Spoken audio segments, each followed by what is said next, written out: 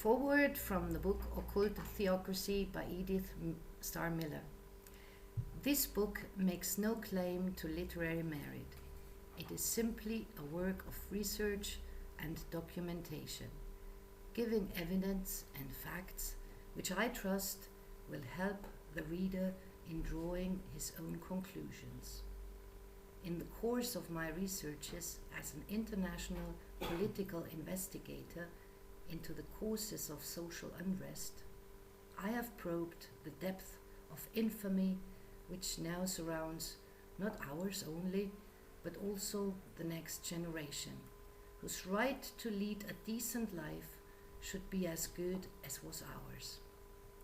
As a woman of the world, I have witnessed things the existence of which I did not suspect, and I have realized that due to my protected position in life, they should never have been expected to have come to my knowledge. Let me tell every woman, however much protected, whether Dairymaid or Duchess, that the safeguards which she imagines to be thrown around herself are but a mirage of the past. Her own and her children's future are at the mercy of those forces, the activities of which it has been my business for the last 10 years to follow as one of a group of investigators. Today, most of the good people are afraid to be good. They strive to be broad-minded and tolerant.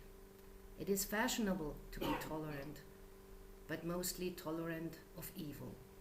And this new code has reached the proportions of demanding intolerance of good. The wall of resistance to evil has thus been broken down and no longer affords protection to those who, persecuted by evildoers, stand in need of it. Worse still, there are cases wherein virtuous people's good name is relentlessly filched from them. But no effort will be made by the presumed good people to rally to their defense.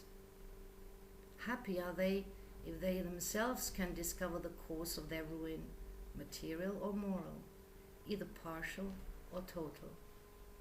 In offering this book to the public, I have endeavored to expose some of the means and methods used by a secret world, one might almost say an underworld, to penetrate, dominate, and destroy not only the so-called upper classes, but also the better portion of all classes. There are those who feel confident that if they refrain from joining any society or group and avoid entanglements, no harm can befall them. To such, let me say that situations can be and are created for innocent dupes every day, and wrecked homes are the direct result.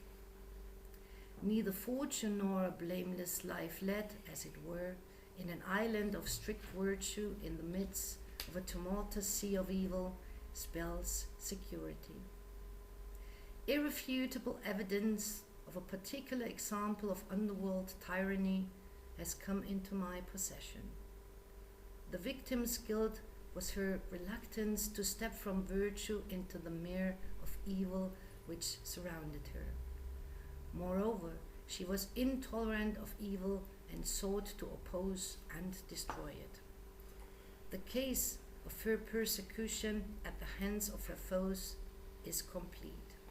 She belonged to what is termed society, as did also some of the other actors in this bewildering drama.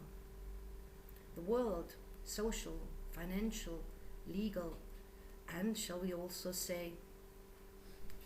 say also, the underworld, leaving to this word is generally accepted, literal meaning knows them.